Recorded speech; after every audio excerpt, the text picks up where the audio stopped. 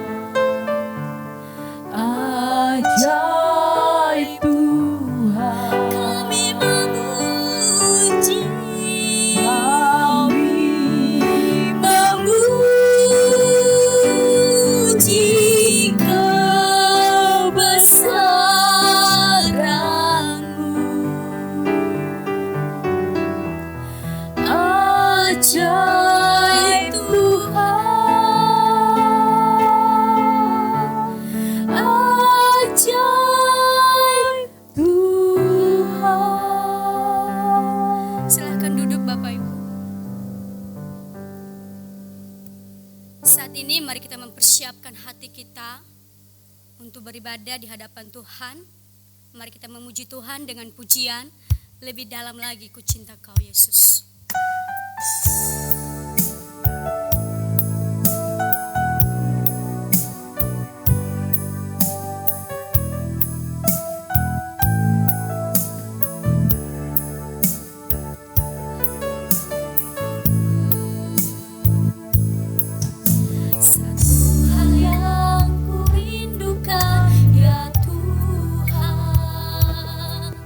Selalu berada di dekatku,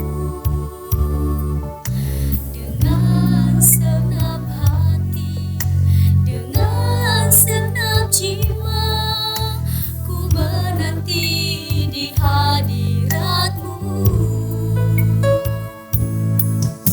Satu hal yang ku rindukan, ya Tuhan, selalu berada di dekatku, dengan segenap hati, dengan segenap jiwa, ku menanti di hadirat-Mu. Lebih dalam lagi ku rindu Kau Tuhan, lebih dari segala yang ada. Lebih dalam lagi ku cinta Kau Yesus, ku mengasihi-Mu. Saya ajak Bapak Ibu untuk berdiri. Mari kita menyanyikan lagu ini dengan sungguh-sungguh hati kita. Satu hal yang ku rindukan, ya Tuhan, selalu berada di dekatku,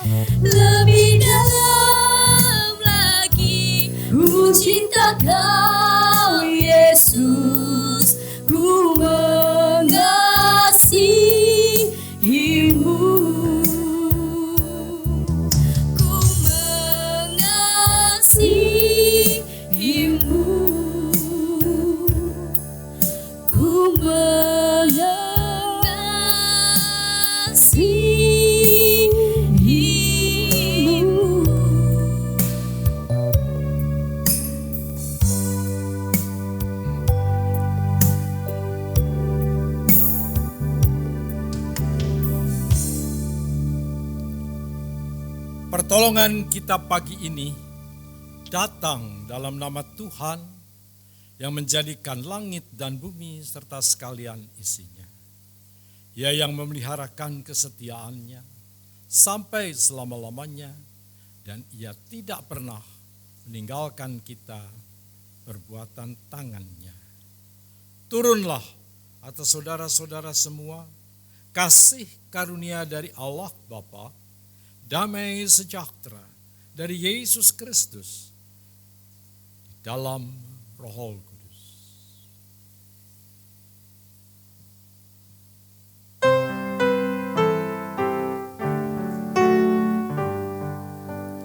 Hormat bagi Allah Bapa, hormat bagi anaknya, hormat bagi Roh menghibur ketiganya yang esa. Haleluya, haleluya, ketiganya yang esa.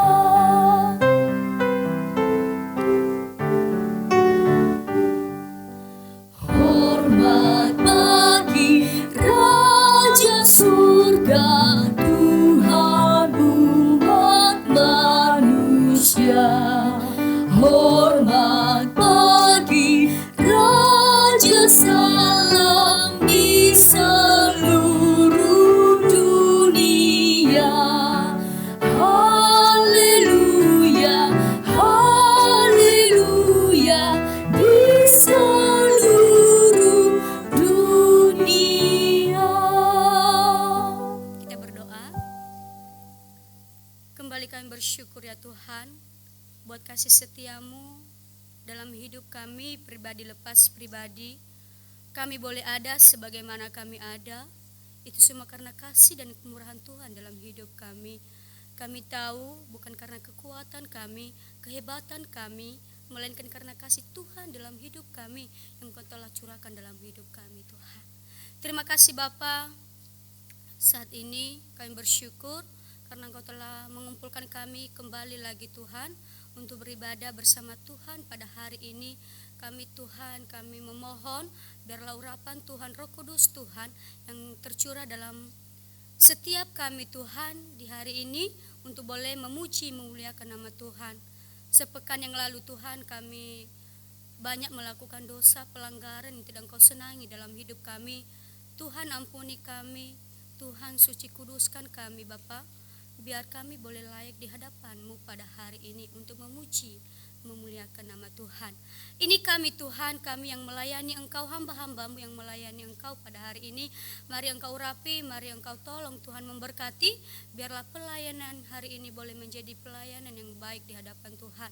Terima kasih Bapa, inilah ibadah kami serahkan di tangan Tuhan. Awal pertengahan, hingga kami akhiri, biarlah Engkau yang prioritas dalam hidup dalam ibadah ini Tuhan. Terima kasih Bapa, di dalam nama Tuhan Yesus kami sudah berdoa. Amin. Silakan duduk Bapak Ibu.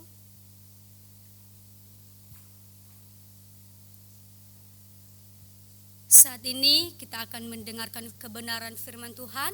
Namun sebelumnya mari kita memuji Tuhan dengan pujian Bapa Kau Setia.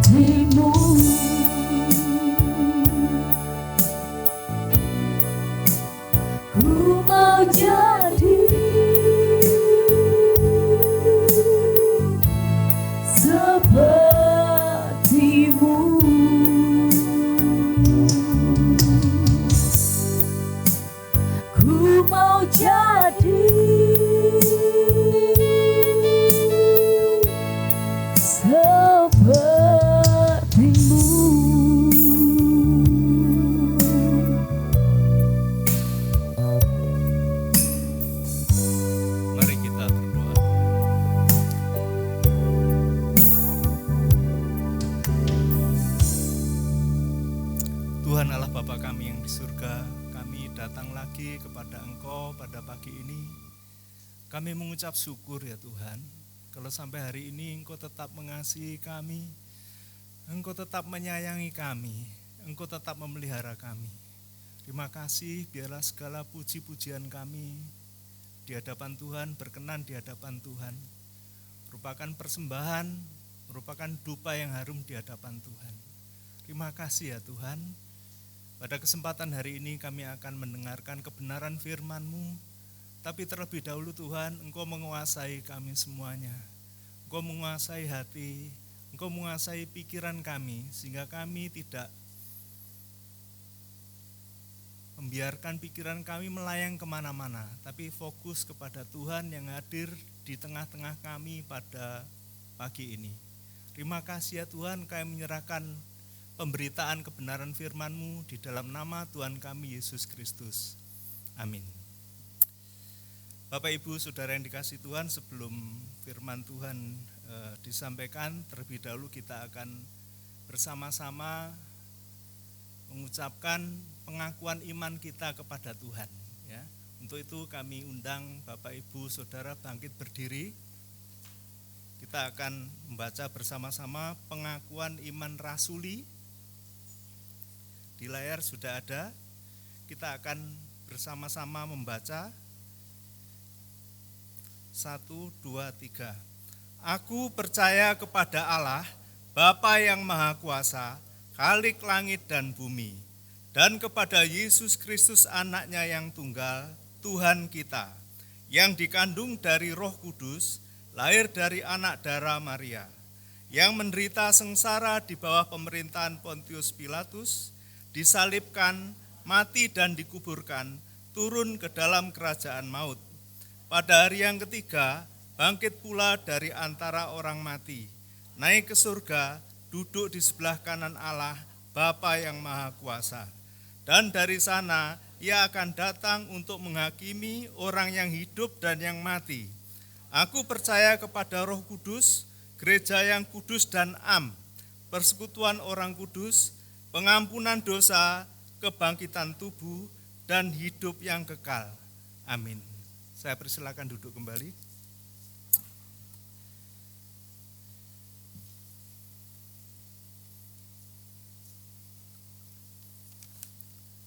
Bapak Ibu Saudara yang dikasihi Tuhan, pengakuan iman rasuli ini merupakan pengakuan orang-orang Kristen yang percaya kepada Tuhan seluruh dunia. Pengakuan ini menunjukkan bahwa orang-orang Kristen memiliki iman yang terarah kepada Allah yang benar. Ada banyak hal yang diimani orang percaya, tapi tertuju kepada Allah Tritunggal yang kita baca, yang kita ucapkan pada hari ini. Ini hendaklah mengingatkan kepada kita bahwa iman kita seringkali tidak terarah kepada Tuhan. Pada kesempatan hari ini kita diingatkan kembali pengakuan iman kita. Apakah selama ini kita mengaku secara benar, memiliki iman yang benar kepada Allah yang benar. Di kesempatan pagi ini kita akan belajar firman Tuhan, merenungkan firman Tuhan dari Amsal 8. Kita akan baca dari ayat yang ke-5 sampai ayat yang ke-8 saja. Amsal 8 ayat yang ke-5 sampai yang ke-8 saja saya akan bacakan untuk Bapak Ibu Saudara semua. Hei orang yang tak berpengalaman, tuntutlah kecerdasan. Hei orang bebal, mengertilah dalam hatimu. Dengarlah, karena aku akan mengatakan perkara-perkara yang dalam dan akan membuka bibirku tentang perkara-perkara yang tepat. Karena lidahku mengatakan kebenaran dan kefasikan adalah kekejian bagi bibirku. Segala perkataan mulutku adalah adil, tidak ada yang belat-belit atau serong. Amin firman Tuhan. Biarlah apa yang menjadi firman Tuhan pada hari ini mengingatkan kepada kita semuanya bahwa kita di dalam kehidupan itu memerlukan Tuhan, memerlukan firman Tuhan. Karena firman Tuhan itu merupakan makanan kerohanian kita. Kalau kerohanian kita tidak diisi oleh makanan yang tepat, makanan yang benar, rohani kita kering, kerontang, dan akhirnya kita tidak bisa berbuat apa-apa, tidak bertenaga, kita akan mengalami kelemahan, keletihan di dalam menghadapi dunia yang makin jahat ini. Pada kesempatan hari ini firman Tuhan diberi judul bijak tapi bodoh. Bijak tapi bodoh. Di dalam kehidupan sehari-hari kata-kata bijak atau bijaksana atau berhikmat ini sering kita dengar, ya. Kita sering membacanya, sering mengetahuinya. Jadi kebijakan atau berhikmat itu sangat penting di dalam kehidupan manusia. Di dalam kamus yang saya baca, yang saya temukan di dalam kamus Alkitab, dikatakan bijaksana atau hikmat itu memiliki arti kemampuan rohani untuk melihat dan menilai kehidupan dan kelakuan dari sudut pandang Allah. Ya, saya ulang kembali.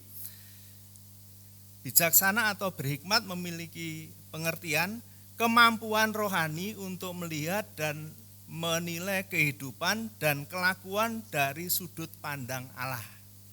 Jadi itu yang dimaksud dengan bijaksana atau yang dimaksud dengan berhikmat. Tuhan ketika mencipta manusia memperlengkapi manusia dengan semuanya, termasuk dengan hikmat. Ya. Orang yang berhikmat atau orang yang bijaksana, dia akan memutuskan perkara, ya, dengan tepat, tidak salah. Sehingga apa? Perkara-perkara yang mengenai dia harus memutuskan, mengambil sikap yang tepat, tidak salah. Dan itu merupakan kehendak Tuhan. Jadi jangan dipikir namanya orang bijaksana itu harus orang yang cerdik pandai, orang yang cendekiawan, orang yang harus ahli. Tidak. Semua orang dibekali oleh Tuhan dengan hikmat. Tanpa hikmat, orang akan salah. Tanpa hikmat, orang akan melakukan segala sesuatu dengan kehendaknya sendiri. Dan itu dihitung oleh Tuhan sebagai kesalahan, sebagai pelanggaran, sebagai dosa. Jadi jangan dipikir hikmat itu adanya hanya ketika seseorang bersekolah. Sampai di perguruan tinggi, sampai dia mendapatkan titel. Tidak itu saja. Hikmat itu lebih dari pengetahuan manusia. Hikmat di sini dasarnya adalah takut akan Tuhan. Kalau kita baca di dalam Amsal 1 ayat yang ke-7 dikatakan, permulaan pengetahuan adalah takut akan Tuhan. Jadi dasar seseorang memperoleh hikmat, ya, itu adalah takut akan Tuhan.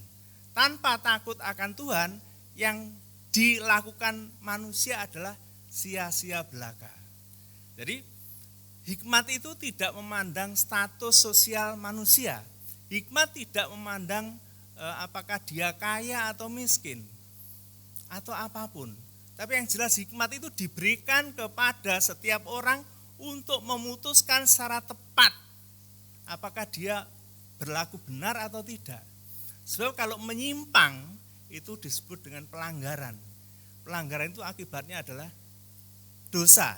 Pelanggaran itu akan memperoleh hukuman. Nah, Tuhan yang menciptakan manusia telah membuat hukum, telah membuat satu undang-undang, telah membuat satu peraturan yang demikian sangat ketat, demikian lengkap, demikian sulit untuk dijalani manusia. Apa yang menyebabkan? Karena Tuhan itu menghendaki kesempurnaan, Tuhan menghendaki tidak ada kesalahan. Tuhan menghendaki semua orang itu berlaku benar. Salah sedikit saja hukumannya adalah dosa. Orang harus tepat melakukannya. Dan itu sangat-sangat sulit. Kalau Bapak Ibu Saudara semuanya baca firman Tuhan berulang kali, ya, berulang kali dari kitab Kejadian sampai kitab Wahyu, akan ditemukan begitu banyak tuntutan Tuhan. Tuhan menuntut manusia untuk berlaku benar. Orang yang tidak berlaku benar akan mendapatkan dampaknya. Dampaknya apa? Memperoleh murkanya. Dan itu mengerikan. Di kehidupan di dunia ini, konsentrasi manusia tidak hanya mengurusi masalah sandang pangan saja, tidak hanya makanan saja, tapi seluruh kehidupannya harus dipenuhi. Tuntutannya apa? Tuntutannya supaya dia bisa hidup. Tetapi yang pertama yang harus kita ingat, bahwa kalau kita salah melakukan perkara, salah memutuskan perkara, dampaknya apa? Dampaknya adalah kita memilih salah, memilih jalan yang salah, menyimpang. Dampaknya apa? Kita akan kecewa di belakang, kita akan gagal. Betapa banyak orang mengalami kegagalan di dunia ini. Kita ambil contoh, ketika Tuhan menjadikan manusia pertama, Adam dan Hawa, Tuhan menjadikan manusia itu sempurna. Tuhan membekali manusia itu dengan hikmat, dengan kebijaksanaan yang luar biasa. Mungkin jenius manusia pada waktu itu, tidak ada tandingannya. Kalau dibandingkan dengan manusia sekarang, dia jenius. Menamai setiap tumbuhan, menamai setiap hewan yang ditunjukkan Tuhan. Dan itu mereka kenal semua. Semua hewan tunduk kepada manusia pada waktu itu. Tapi apa yang terjadi? Ketika Tuhan memerintah manusia supaya manusia tidak makan buah pengetahuan baik dan jahat yang ada di Taman Eden itu, manusia tergoda oleh bujuk rayu ular. Iblis yang menyaru sebagai ular. Dia memutuskan untuk memakan buah pengetahuan baik dan jahat itu. Dia tidak konsultasi dulu dengan suaminya. Hawa yang ibu dari semua manusia ini tidak berkonsultasi, tidak bertanya dulu kepada suaminya, tidak bertanya kepada Allah, tapi memutuskan sendiri untuk mau makan buah pengetahuan baik dan jahat itu. Ini tidak bijaksana. Harusnya Hawa konsultasi dengan suaminya. Suaminya ada di situ. Suaminya bisa dimengerti. Suaminya tahu. Dia tidak bertanya kepada Allah pada waktu itu. Perlu diketahui pada waktu itu Adam dan Hawa itu untuk berbicara kepada Allah secara langsung. Allah langsung menjawab. Tapi Hawa tidak konsultasi, tidak bertanya. Dampaknya apa? Dampaknya adalah manusia jatuh di dalam dosa. Karena tidak bijak, ibu ini membawa seluruh keturunannya di dalam penderitaan dosa. Apakah itu saja contoh orang yang bijak tapi bodoh mengambil kesimpulan? Ada yang lain. Saya ambil contoh orang yang dipilih Tuhan secara khusus, ya. Diurapi Tuhan, Roh Allah hinggap di dalamnya. Roh Allah itu menuntun dia, Roh Allah itu roh hikmat. Dia yang memberi hikmat pencerahan kepada setiap manusia. Tapi manusia pada waktu itu tidak menggunakannya dengan baik. Orang yang dipilih Tuhan itu Saul. Saul itu adalah raja pertama Israel yang dipilih oleh Tuhan melalui Samuel. Dia dipilih Tuhan karena perawakannya yang tinggi, karena dia cerdas, karena dia mau memimpin, karena punya gaya kepemimpinan untuk mempersatukan Israel. Tapi dia tidak bijak. Tidak bijaknya di mana? Karena dia tidak takut akan Tuhan. Dia berkali-kali diingatkan oleh Samuel apa yang terjadi, tapi dia tidak mau menundukkan diri di hadapan Tuhan, tidak mau merendah kepada Tuhan. Dia lebih takut kepada rakyatnya. Dia takut karena kehormatannya nanti hilang. Dia takut kedudukannya hilang. Sehingga apa? Rasa takutnya akan Tuhan itu tidak ada lagi. Hormatnya akan Tuhan tidak ada lagi. Apa yang terjadi? Karena dia lebih menonjolkan kehormatannya daripada takut akan Tuhan, Roh Allah undur daripadanya. Ketika Roh Allah undur daripadanya, dia tidak semakin baik, tapi tidak semakin ingat, tidak semakin sadar, tapi justru semakin menjadi-jadi. Orang-orang yang baik dibunuhnya. Si Daud menantunya sendiri dikejar-kejar akan dibunuhnya. Ini satu yang kejam. Seorang pemimpin besar, seorang kepala negara mengejar-ngejar menantunya untuk dibunuh. Ini satu yang sadis. Bahkan imam-imam pada waktu itu dibunuh oleh Saul. Ini mengerikan. Orang-orang kudus Tuhan menjadi korbannya. Ketika Roh Allah itu undur dari seseorang, roh hikmat itu undur dari seseorang, maka dia tidak bijaksana lagi. Dia dipenuhi oleh ketakutan, kecemasan, dan tindakannya adalah ngawur, tidak bijak lagi. Dan akhir dari semuanya itu apa? Akhir hidupnya. Ketika dalam peperangan, dia mati bukan dibunuh oleh lawan, tapi dia menancapkan sendiri pedang yang terhunus pada waktu itu. Dia bunuh diri. Ini satu yang mengerikan. Orang yang tidak bijak mengambil keputusan yang salah, padahal Tuhan memberikan kesempatan seluas-luasnya untuk bertobat, untuk minta ampun. Orang seringkali salah mengambil keputusan. Apakah itu saja? Ada beberapa kali di dalam Alkitab ditunjukkan orang-orang yang tidak bijak. Yosua Yosua itu siapa? Yosua itu abdi Musa, seorang hamba Tuhan yang sangat taat. Orang yang menjaga kekudusan Tuhan. Tapi suatu saat dia tidak bertanya kepada Tuhan ketika menyerang, ya. Setelah menyerang Yeriko, Yeriko ditaklukkan, bangsa Ai ditaklukkan. Kemudian datang orang-orang Gibeon, ya. Dia pakai pakaian yang lusuh, pakai pakaian yang sudah compang-camping, ya, bekalnya sudah tidak layak untuk dimakan. Dia mengaku bahwa dia datang dari negeri yang jauh, minta perlindungan supaya mereka nanti ketika bangsa Israel masuk ke tanah Kanaan tidak dipunahkannya. Orang Gibeon ini adalah salah satu suku yang ada di Kanaan. Kemudian apa yang terjadi? Gibeon dan orang-orang Israel, para tetua-tetuanya, kemudian menyetujui perjanjian karena belas kasihan. Apa yang terjadi? Ternyata orang Gibeon itu adalah orang yang daerahnya akan diduduki bangsa Israel, tidak jauh dari situ. Bangsa Israel berhasil ditipunya. Bangsa Israel menjadi tertipu oleh orang-orang Gibeon. Apa yang terjadi? Israel tidak seluruhnya menghabisi orang-orang Kanaan yang harusnya Tuhan suruh mengatakan dibinasakan. Ini apa? Karena Yosua di dalam mengambil keputusan penting itu tidak bertanya kepada Tuhan. Jadi orang yang bijaksana di sini, kalau kita melihat di sini apa? Diminta orang untuk bertanya kepada Tuhan, melibatkan Tuhan.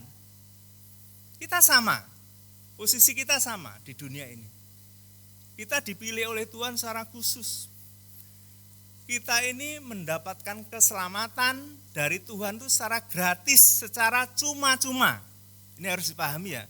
Keselamatan yang datang dari Allah itu cuma-cuma gratis. Kita hanya tinggal menerimanya. Kita selamat. Seperti penjahat yang di samping Yesus. Yesus, ingatlah akan aku kalau engkau datang sebagai raja. Dampaknya apa? Saat itu Yesus langsung merespon. Hari ini juga engkau bersama-sama dengan aku di Firdaus. Orang itu selamat. Tidak butuh apa-apa. Tapi masalahnya apa? Tuhan itu berjanji. Janjinya kalau kita baca dalam kitab Kejadian sampai kitab Wahyu begitu banyak. Janji inilah yang butuh harga yang harus dibayar. Orang ingin hidup diberkati, orang ingin hidup sukacita, orang hidup bahagia, orang ingin hidup sukses, orang ingin hidup mengalami damai sejahtera. Itu butuh harga. Harganya apa? Harganya itu adalah sesuatu yang kita keluarkan untuk meraihnya. Jadi janji itu apa? Janji itu butuh harga untuk kita mendapatkannya. Tuhan mengajari kepada kita, mintalah kamu akan mendapatkanlah. Ketoklah pintu akan dibukakan. Carilah kamu akan mendapat. Dan itu apa? Itu harga yang harus dibayar. Harganya apa? Dengan bertekun. Dengan membuang segala sesuatu yang jahat yang ada pada kita. Dengan sungguh-sungguh mencari Dia. Kadang-kadang orang bertekun itu susah. Kadang orang-orang sabar itu susah. Ketika mendapatkan banyak tekanan, banyak ini, orang tidak lagi sabar, tidak bisa menguasai diri. Orang ketika mendapatkan sesuatu yang sedikit aja sudah dia angkuhnya luar biasa. Ini yang harus kita pahami. Tuhan memberikan janji kepada kita. Untuk meraih satu janji Tuhan itu butuh apa? Butuh ketekunan, butuh pengorbanan, bahkan harus nyawa. Nyawa taruhannya. Tapi ketika kita sungguh-sungguh menghargai janji Tuhan itu seperti itu, yang begitu mahal itu, kita akan mendapatkan. Apa tujuan manusia itu? Tujuan manusia kan bukankah dia layak di hadapan Tuhan? Bukankah manusia nanti akan bertemu dengan Tuhan? Bukankah ia nanti dikenan Tuhan? Itu tujuan akhirnya. Tidak ada lagi yang lain. Ada orang diberi kedudukan yang tinggi oleh Tuhan, dipercaya dengan banyak kedudukan, banyak kepercayaan, banyak tanggung jawab. Tapi kalau dia tidak ingat, ya, tidak memiliki rasa takut akan Tuhan, tidak memiliki hormat akan Tuhan, yang terjadi apa? Yang terjadi sia-sia belaka, yang terjadi dia salah pilih. Ada di dalam Alkitab banyak orang-orang yang demikian. Ambil contoh orang-orang yang menggali kitab suci di dalam perjanjian lama. Ya. Dia hafal hukum-hukum, dia menghafalkannya, dia mengerti dengan pengertiannya, dengan akal pikirannya, ngerti. Tapi apa? Dia tidak takut akan Tuhan. Yang terjadi ketika Tuhan hadir dalam rupa manusia, dia tidak kenal. Para ahli Taurat, orang-orang Farisi, orang Saduki, para imam, itu kedudukannya setiap hari di bidang rohani, setiap hari menguliti firman Tuhan, setiap hari bergaul akrab dengan firman, menyelidiki firman Tuhan, ahli Taurat, ahli Alkitab dia. Tapi mengapa Kristus hadir mereka tidak tahu? Karena apa?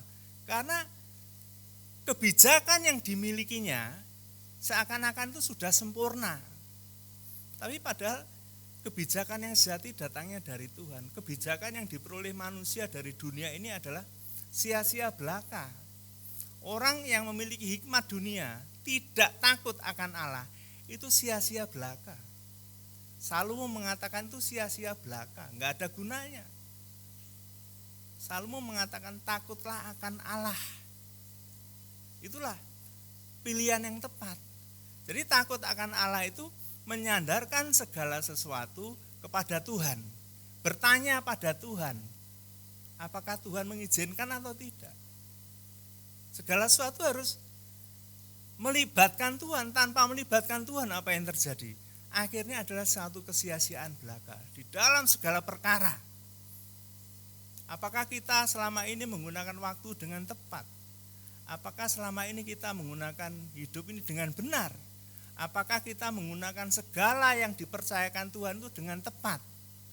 Itu kita perlu bertanya kepada Tuhan. Kalau tidak melakukan hal itu, apa yang terjadi? Akhirnya adalah kekecewaan, akhirnya kegagalan. Apakah hidup ini hanya gagal melulu? Memang segala sesuatu itu karunia Tuhan, termasuk hidup ini adalah miliknya Tuhan. Termasuk segala sesuatu yang diberikan kepada kita itu adalah miliknya Tuhan. Kita hanya menjalani saja. Kita menjalani menggunakan tubuh, menggunakan jiwa, menggunakan talenta itu untuk hormat kemuliaan Tuhan. Jadi harus melibatkan Tuhan. Tanpa melibatkan Tuhan, apa yang terjadi? Sia-sia belaka. Apa gunanya baca Alkitab setiap hari? Apa gunanya berdoa setiap hari? Tetapi kalau tidak memiliki motivasi yang benar, tidak memiliki rasa takut akan Tuhan, itu sia-sia belaka. Doanya itu seperti uap yang kelihatan lalu lenyap. Enggak sampai pada tujuannya. Enggak sampai kepada Allah. Karena apa? Tidak takut kepada Tuhan. Tuhan Yesus mengumpamakan ketika seorang berdoa. Mereka adalah orang Farisi dan yang satunya adalah pemungut cukai. Si Farisi mengungkapkan doanya dengan muluk-muluk. Dengan dasar-dasar firman Tuhan, aku telah berpuasa, aku telah memberi sedekah, aku telah ini. Tapi si pemungut cukai, ya Tuhan ampunilah saya yang berdosa ini. Tidak bertele-tele. Tapi Tuhan justru membenarkan si Farisi ini. Si Farisi ini hanya mendasarkan bahwa kehidupannya ditaruh sebagai pemungut cukai itu adalah kehendak Tuhan.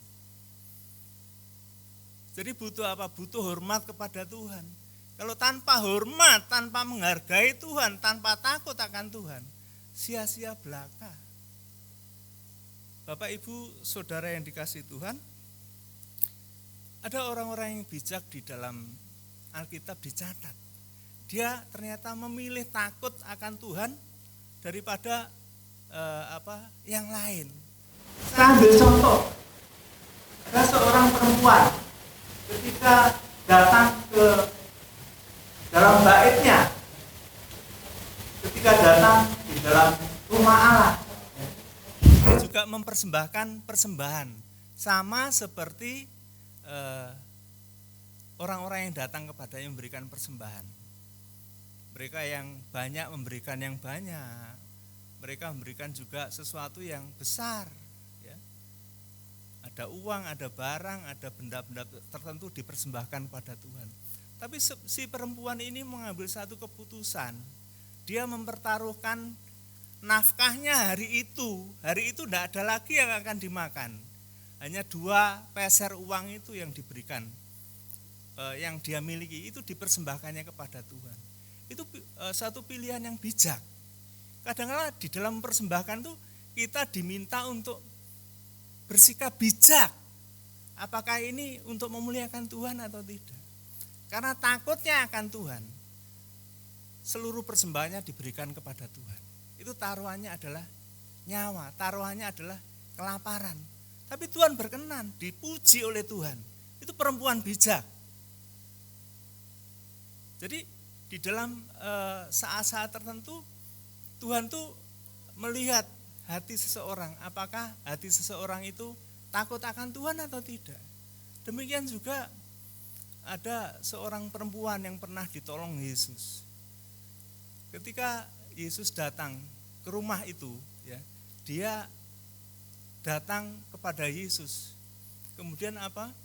Kemudian membasahi kakinya dengan air matanya, mengusap kakinya dengan rambutnya, meminyaki kakinya dengan minyak narwastu yang paling mahal. Itu keputusan yang bijak. Karena apa? Di dunia ini bagi perempuan itu tidak ada yang layak untuk mendapatkan perlakuan seperti itu. Itu satu keputusan yang bijak. Dan itu dipuji oleh Tuhan Yesus. Di mana saja Injil diberitakan, namanya turut diberitakan juga. Ini menunjukkan apa? Bahwa kasih akan Tuhan, menghargai Tuhan, takut akan Tuhan, itu lebih berharga dari kecerdasan, lebih berharga dari kepandaian apapun. Ada lagi kalau kita baca di dalam kitab Daniel, 3 teman Daniel, Sadrak, Mesak, Abednego. 3 orang ini harus dihadapkan kepada pilihan. Hikmat itu apa? Memilih, ya. Memilih perkara yang tepat, tidak salah menurut ukurannya Tuhan. Kalau menurut ukuran manusia itu mungkin itu salah. Tapi menurut ukuran Tuhan, dia mengerjakannya. Dia memilih untuk dibuang di perapian yang menyala-nyala, yang panasnya luar biasa. Daripada mau menyembah patung buatan Nebukadnezar. Itu pilihan. Pilihan yang sulit. Taruhannya nyawa. Jadi orang ketika memilih kebijaksanaan yang datang dari Allah, memilih hikmat Allah di dalam kehidupannya, taruhannya adalah hukuman mati, taruhannya adalah nyawa. Dan itu dilakukan. Dan rupanya Tuhan memakai ketiga pemuda itu untuk apa? Untuk supaya namanya dipermuliakan. Api tidak berhasil menjilat, tidak berhasil membakar. Nama Tuhan dipermuliakan. Jadi namanya bijaksana itu harusnya kita miliki sebagai orang-orang yang percaya, sebagai orang-orang yang di dunia ini, karena itu diberikan oleh Tuhan. Di dalam Yakobus disebutkan kalau kita kekurangan hikmat, kita disuruh meminta kepada Tuhan. Karena Tuhan itu murah hati, Tuhan itu memberikan. Karena dasar Tuhan mencipta manusia itu satu, yaitu kasih. Kasih inilah yang melandasi Tuhan menciptakan semua. Kasih inilah yang menyebabkan Tuhan sampai hari ini mengendalikan alam semesta. Kasih inilah yang menyebabkan sekarang ini manusia masih tetap ada, bumi masih tetap ada, udara masih tetap bisa dihirup, walau keadaan sekarang sedang memburuk. Kasih inilah dasar Tuhan menciptakan manusia. Jadi kalau seseorang datang kepada Tuhan, meminta hikmat dari Dia, Tuhan akan memberi dengan limpahnya, asalkan itu digunakan dengan tepat. Ada orang merasa pendidikannya tinggi, merasa sudah bisa mengerti semuanya, menganggap orang lain tidak penting, menganggap orang lain remeh. Hal yang seperti itu apa? Tidak menghargai kasih Tuhan, tidak menghargai pemberian Tuhan. Tuhan meminta supaya kita mengasihi, Tuhan meminta supaya kita berlaku adil, Tuhan supaya kita itu memperhatikan mereka juga seperti Tuhan memperhatikan mereka. Coba kalau kita melihat lagi ada contoh banyak. Ketika Abigail itu istrinya Nabal, seorang peternak besar yang ada di Israel waktu itu di masa Saul berkuasa. Ya, Abigail ini istrinya Nabal. Pada waktu itu Daud sedang dikejar-kejar oleh Saul untuk dibunuh. Tapi di dalam pengembaraannya dia berpindah satu tempat ke tempat lain, termasuk di tempat sekitar penggembalaan dari kambing dombanya Nabal. Ia mengawasi, ia tidak membiarkan satupun dari kambing dombanya diterkam hewan liar atau dicuri orang. Ya. Ketika itu Daud mengutus anak buahnya untuk meminta sesuatu, untuk meminta pemberian, roti atau apa, karena mereka sudah menjaga kawanan ternaknya. Tapi Nabal marah, siapa Daud? Aku tidak kenal. Ya. Ketika itu utusannya kembali kepada Daud dan disampaikan, Daud mengambil keputusan untuk membinasakan seluruh keluarga Nabal. Daud tidak bijaksana. Tanpa meminta petunjuk Tuhan. Biasanya Daud itu kalau berperang selalu bertanya Tuhan, boleh Tuhan saya menyerang ini, boleh menyerbu ini. Tuhan mengatakan majulah, Tuhan mengatakan jangan. Tapi ini tidak minta petunjuk Tuhan. Daud tidak bijaksana. Tapi istri Nabal yang namanya Abigail, ya, ini ketika mendengar berita ketika Daud akan memunahkan keluarga Nabal, dia segera menyiapkan persembahannya. Dia menyiapkan roti, anggur, kismis dan sebagainya, dibawa dengan keledainya untuk disampaikan kepada Daud. Ketika Daud akan menyerbu, Abigail datang. Dia langsung sujud menyembah, menundukkan diri, merendahkan diri. Dampaknya apa? Nabal dan keluarganya tidak dihabisinya. Karena apa? Karena seorang yang bijaksana. Abigail adalah perempuan yang bijaksana. Dia tidak tergesa-gesa. Dia betul-betul mengambil keputusan yang tepat sehingga Tuhan memberkatinya. Ketika Nabal meninggal, Abigail yang bijaksana ini diambil istri oleh Daud. Dia menjadi pendamping Daud. Jadi menyokong Daud supaya Daud itu hidup bijaksana untuk hidup takut akan Tuhan. Salah satu pendukung Raja Daud itu adalah Abigail, perempuan yang bijaksana. Jadi bijaksana itu perlu bagi kita semuanya supaya tidak salah langkah. Tuhan menuntut yang kecil sekalipun, ucapan yang salah, ya, perkataan yang salah, sikap yang salah itu akan diajukan nanti ke depan penghakiman Tuhan. Itu akan diadili. Nah, seorang yang rendah hati, seseorang yang takut akan Tuhan, seseorang yang betul-betul mengarahkan hidupnya bahwa segala sesuatu itu adalah datangnya dari Tuhan, itu adalah tanggung jawab yang diberikan Tuhan, itu adalah kepercayaan yang diberikan pada Tuhan. Kalau dia sadar itu, dia minta ampun. Karena Tuhan sudah memberikan pengampunan. Ingat tadi saya menyampaikan bahwa keselamatan itu gratis. Pengampunan yang Tuhan berikan itu gratis. Ya. Cuma janji. Ya. Janjinya Tuhan itu perlu harga yang harus dibayar. Apakah kita mau mengampuni juga orang lain? Ya. Kenapa kita harus mengampuni orang lain? Supaya kita bijaksana. Tidak mementingkan diri sendiri, tidak membesarkan diri sendiri. Nebukadnezar pernah ditegur Tuhan.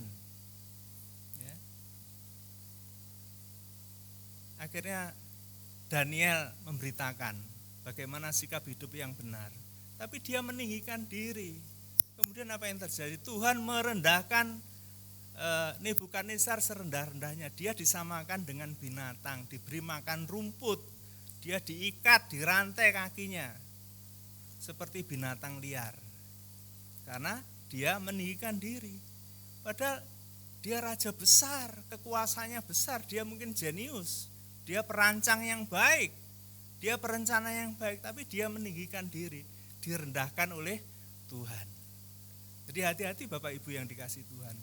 Pada kesempatan hari ini tadi di ayat yang ke-6 dikatakan, dengarlah, karena aku akan mengatakan perkara-perkara yang dalam dan akan membuka bibirku tentang perkara-perkara yang tepat. Di situ aku itu adalah hikmat.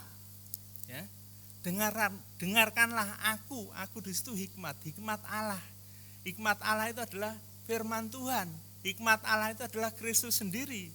Kristus mengatakan, aku akan mengatakan perkara-perkara yang dalam dan akan membuka bibirku tentang perkara-perkara yang tepat.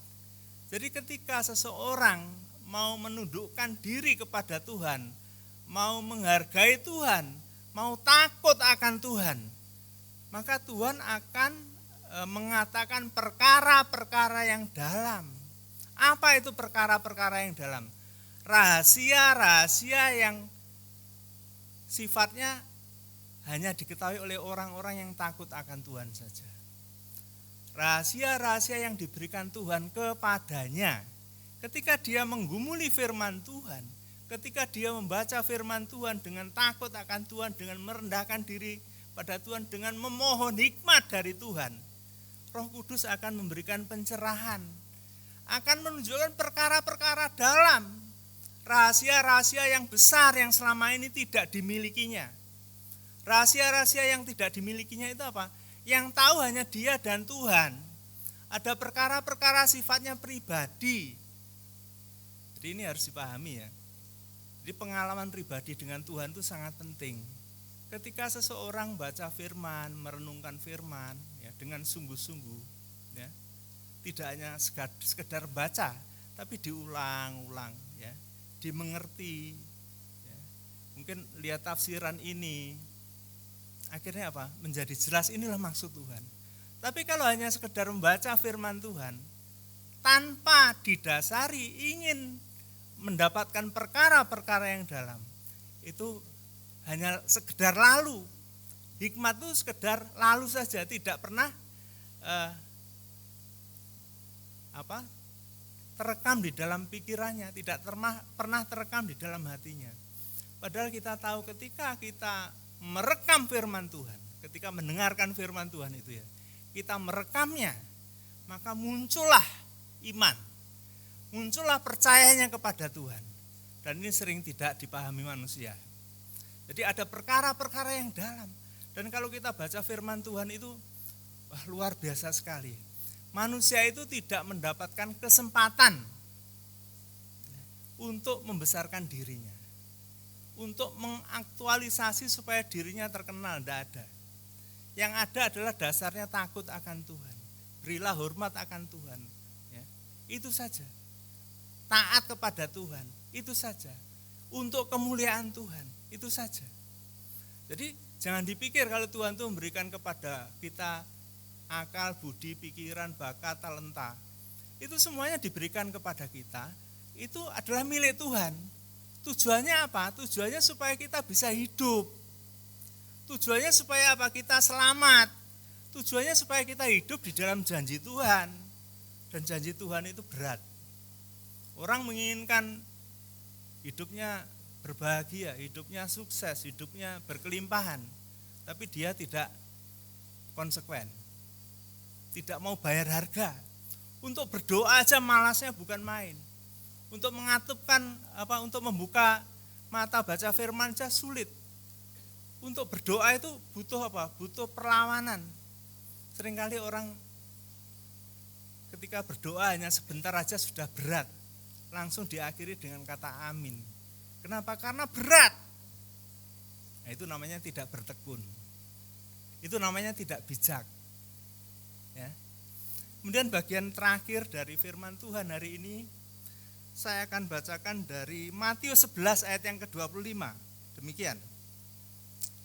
Pada waktu itu berkatalah Yesus, "Aku bersyukur kepadamu Bapa, Tuhan langit dan bumi, karena semuanya itu Engkau sembunyikan bagi orang bijak dan orang pandai, tetapi Engkau nyatakan kepada orang kecil. Ya Bapa, itulah yang berkenan kepadamu.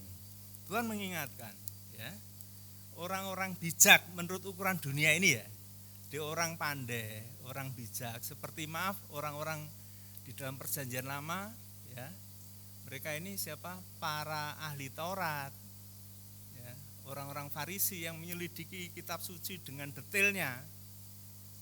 Kemudian dia mengajarkan kepada banyak orang dengan ditambahi adat istiadat dan sebagainya. Itu orang bijak menurut ukuran dunia, ya. Tapi itu disembunyikan. Segala rahasia Allah itu tersembunyi bagi orang-orang bijak ternyata. Jadi, tapi Tuhan berkenan kepada orang-orang kecil.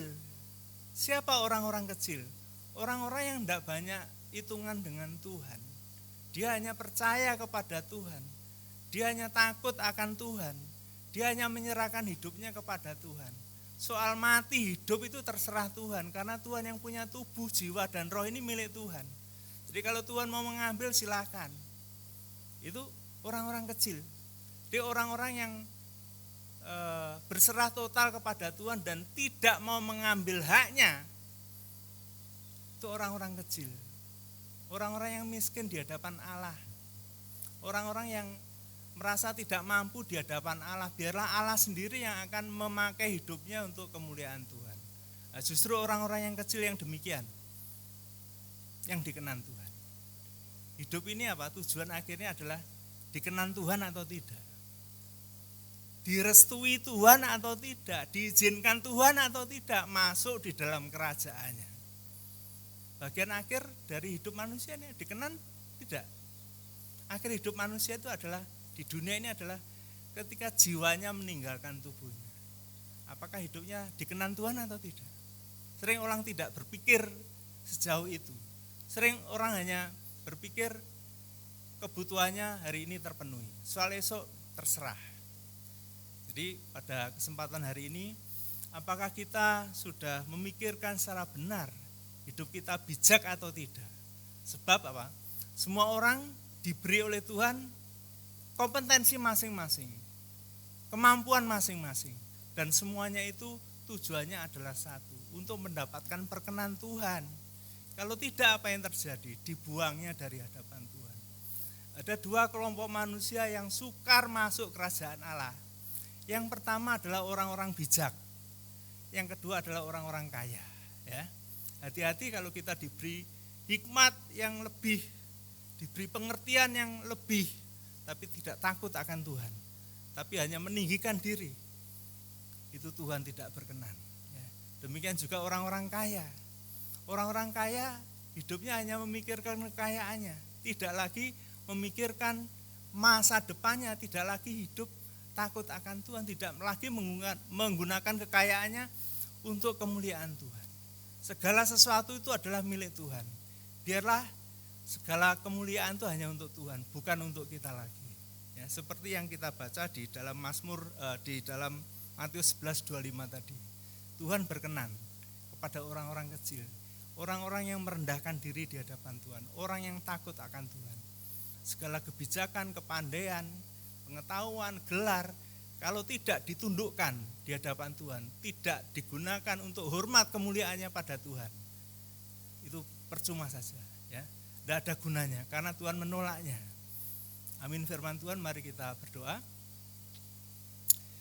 Tuhan Allah Bapa kami yang di surga, kami mengucap syukur dan terima kasih kalau Tuhan mengajari kami untuk pada pagi ini untuk takut akan Tuhan.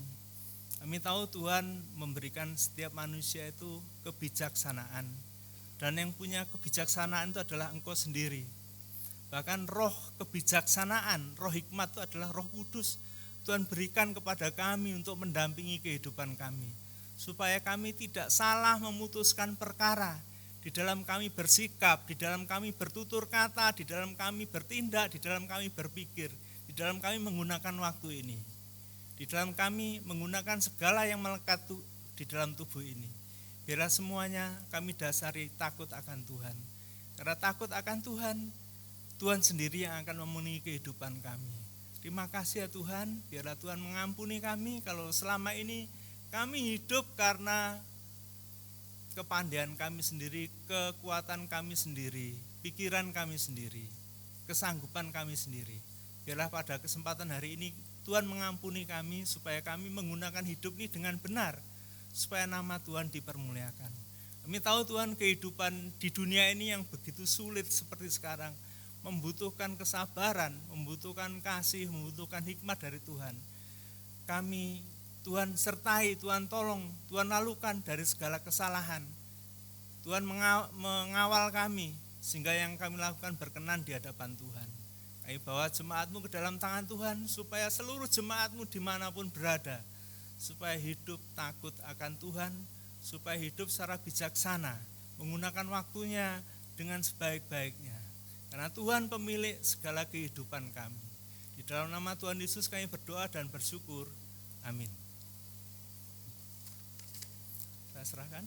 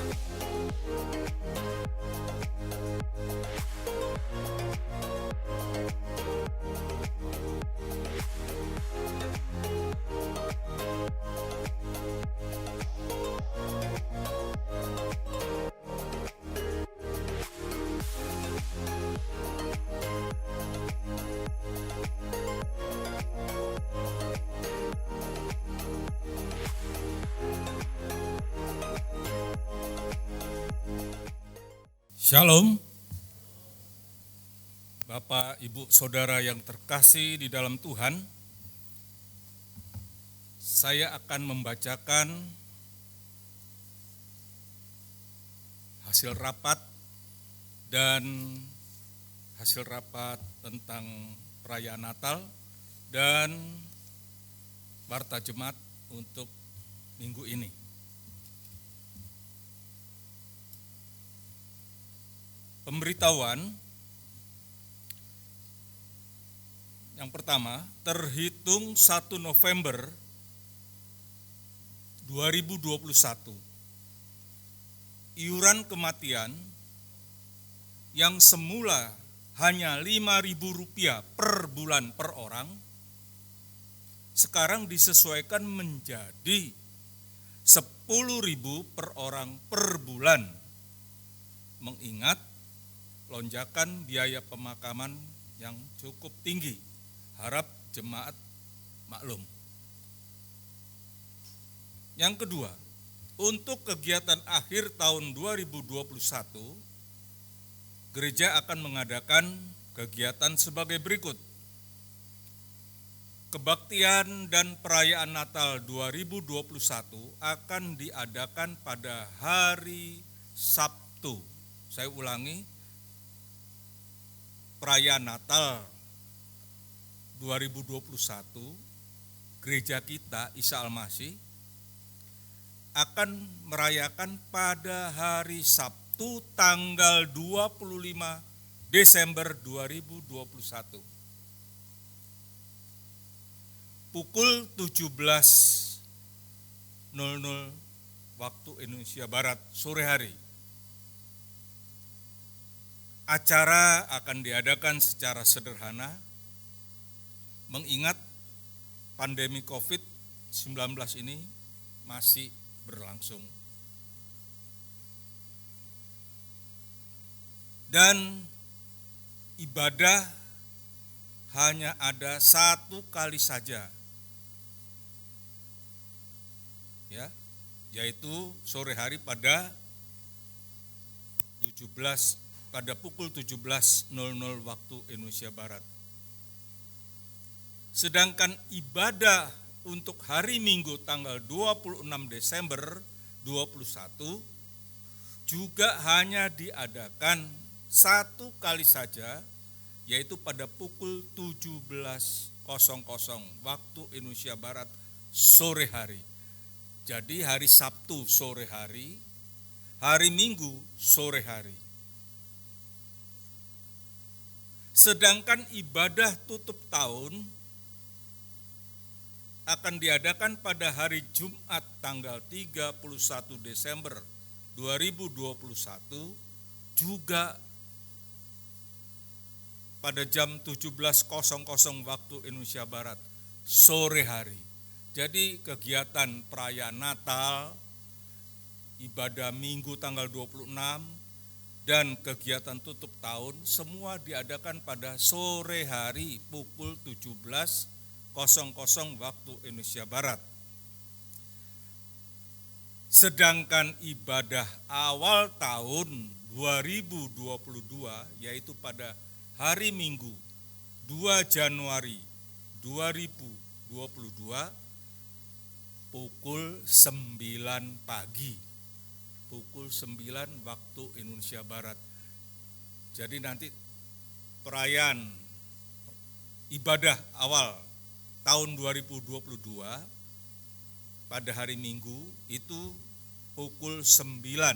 Jadi tanggal 2 Januari pukul 9 pagi. Untuk sekolah minggu akan mengadakan perayaan Natal 2021 yang acara kegiatannya diserahkan kepada para pengurus sekolah minggu.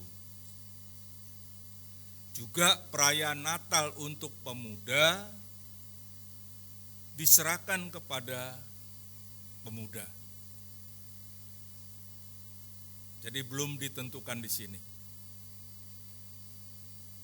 Majelis tidak membentuk panitia Natal 2021 karena memang kondisi sekarang ini masih sangat darurat dan banyak jemaat yang belum semuanya dapat hadir dalam ibadah tatap muka sekarang. Untuk itu, jemaat mulai November 2021 dapat memberikan persembahan Natal. Amplop-amplop persembahan dapat diambil di meja di depan pintu masuk. Persembahan dapat dimasukkan ke dalam kantung-kantung persembahan dan amplop diberi kode Natal. Berarti itu untuk persembahan Natal. Demikian pengumuman dari majelis, hendaknya jemaat mendukung baik doa maupun lainnya untuk dipersembahkan kepada Tuhan. Terima kasih. Berikutnya kami akan membacakan warta jemaat Minggu 31 Oktober 2021. Nanti sore ada ibadah pemuda pukul 17.00 waktu Indonesia Barat. Bagi jemaat yang tidak dapat mengikuti ibadah pagi hari, dapat mengikuti ibadah pada sore hari. Ibadah minggu depan akan disertai perjamuan kudus. Harap jemaat dapat mempersiapkan diri. Minggu depan jemaat diberi kesempatan untuk memberikan persembahan persepuluhan. Persembahan hari ini diberi kesempatan untuk memberikan persembahan untuk pekerjaan Tuhan dalam bentuk kolekte dan persembahan pembangunan, dan kotak persembahan pembangunan sudah disiapkan di depan mimbar ini. Untuk persembahan hari ini akan dikumpulkan oleh saudari Feni dan Saudari Gebi. Sebelum persembahan dijalankan, kita membaca firman Tuhan dari 1 Tawarikh 29 ayatnya yang ke-14.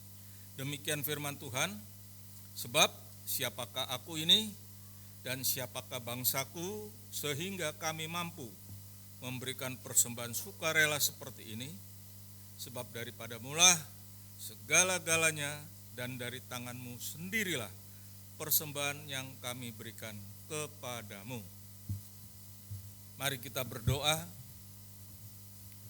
Kembali kami mengucap syukur kepadamu ya Tuhan, Kau begitu baik bagi kami semua. Kau telah memelihara kehidupan kami, Engkau telah mencukupi akan segala kebutuhan kami. Terima kasih Tuhan atas berkat-berkat yang sudah Tuhan berikan kepada kami selama ini, dan kini tiba saatnya bagi kami untuk mengembalikan sebagian dari yang kami terima. Berkatilah persembahan ini Tuhan, agar persembahan ini boleh dipakai untuk pekerjaan Tuhan di tempat ini. Dalam nama Tuhan Yesus kami sudah berdoa. Amin. Mari kita sementara persembahan dijalankan, kita memuji Tuhan. Kita dipilih.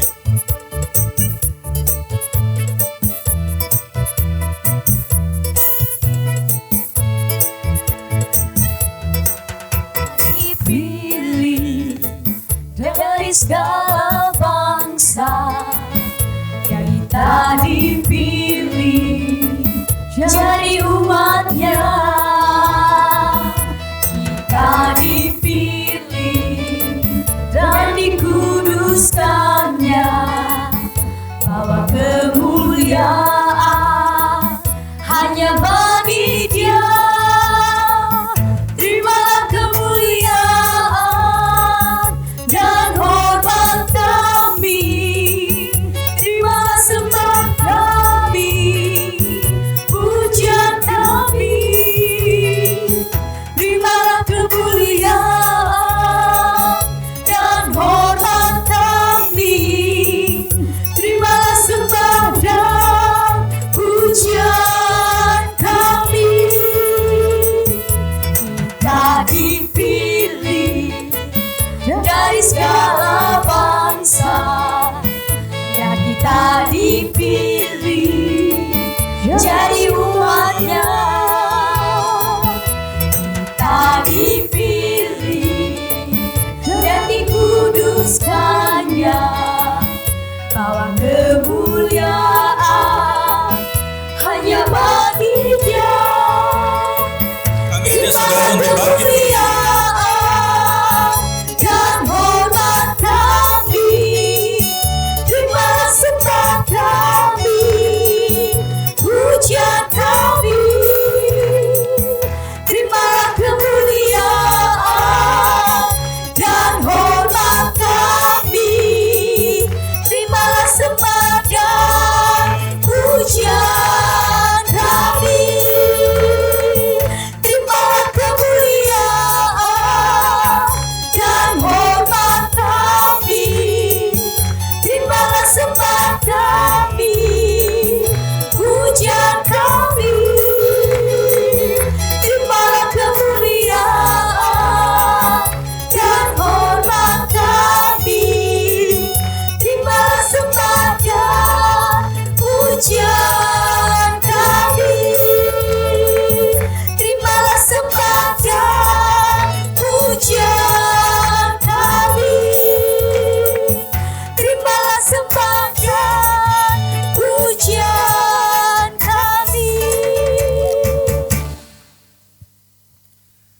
Mari kita berdoa untuk mengakhiri kebaktian pada pagi hari ini. Bapa di dalam surga, kami ucap syukur dan terima kasih Tuhan. Tuhan sudah pimpin kami pada kebaktian ini dari awal pertengahan hingga akhir. Terima kasih Tuhan atas firman yang sudah kami dengar. Firman-Mu telah menegur pada kami semua, untuk kami selalu berhikmat, berakal budi, berkebijaksanaan atas pimpinan Tuhan. Biarlah firman-Mu itu Tuhan, boleh kami terapkan di dalam kehidupan kami sehari-hari, sehingga kami boleh berkenan di hadapan Tuhan. Terima kasih Tuhan, kami berdoa untuk Pak Julianto yang telah membawakan firman Tuhan pada pagi hari ini. Kiranya Tuhan akan pelihara kehidupannya, Tuhan berkati pekerjaannya, Tuhan berkati keluarganya. Terima kasih Tuhan. Dan kami berdoa untuk jemaat di tempat ini Tuhan, yang belum dapat hadir pada kesempatan ini, biarlah di kesempatan lain Tuhan akan mengetuk pintu hatinya untuk mereka boleh datang berbakti kepada Tuhan. Kami berdoa untuk jemaat yang sedang sakit, biarlah Tuhan jamah, Tuhan sembuhkan dari segala sakit penyakitnya, dan mereka yang sedang mengalami pergumulan hidup, biarlah Tuhan tolong, Tuhan berikan jalan keluar kepadanya. Kami berdoa untuk bangsa dan negara kami Tuhan, kiranya Tuhan juga akan memberikan hikmat, akal budi, kebijaksanaan kepada semua pimpinan, semua pemimpin bangsa ini Tuhan, agar mereka boleh bekerja seturut dengan kehendak Tuhan. Terima kasih Bapa, terima kasih. Kami sebentar lagi akan berpisah satu sama lain. Kami akan pulang ke rumah kami masing-masing. Kami mohon pertolongan Tuhan untuk kami boleh tiba di rumah dengan selamat. Terima kasih Bapa. Di dalam nama Tuhan Yesus kami sudah berdoa.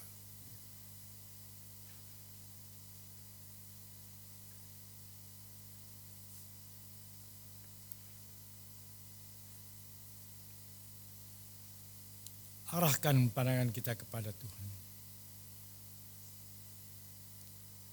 Tuhan memberkati engkau. Tuhan melindungi engkau. Tuhan menyinari engkau dengan wajah-Nya dan memberikan kepadamu kasih karunia-Nya.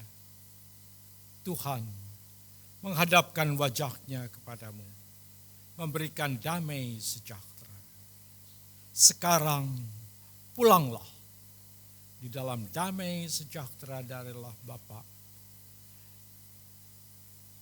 di dalam kasih karunia daripada Yesus Kristus, dan di dalam persekutuan dengan Roh Kudus, menyertai saudara-saudara semua, mulai saat ini sampai Yesus datang kembali. Bapa, terima kasih. Bapa, terima kasih. Bapa di dalam surga, ku berterima kasih.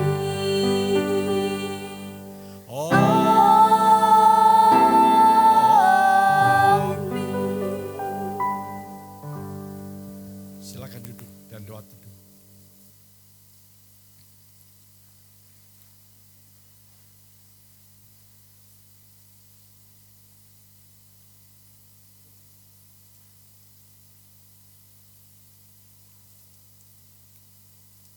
Selamat siang, Tuhan berkati.